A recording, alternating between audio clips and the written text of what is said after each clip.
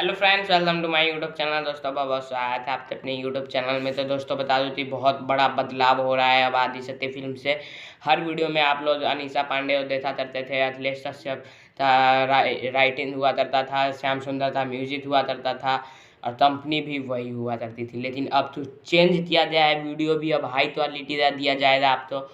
और बता दूं कि खेसारी लाल यादव जी ने पहली बार सॉन्ग में पाथी हेदड़े तो लिया है। जी हाँ दोस्तों, पाथी हेदड़े तो पहली बार सॉन्ग में ले रहे हैं खेसारी लाल यादव और काफ़ी कमाल का ये गुड न्यूज़ है कि अनीशा पांडे तो हमने बहुत सारे वीडियो में देखा है, लेकिन पाथी हेदड़े अब काफ़ी चेंज हो चुकी है और काफ़ी वो बदल चुकी है। वो पहले से अपने फिटनेस में भी काफ़ी ध्यान दिए हैं और एक तस्वीर शेयर की है अखिलेश कश्यप जी ने, जो कि आप अपने स्क्रीन पर देख सकते हैं। और अखिलेश कश्यप जी ने टैग लाइन में लिखा है कि जल्दी आ रहल बानी आदिशक्ति फिल्म से पहली बार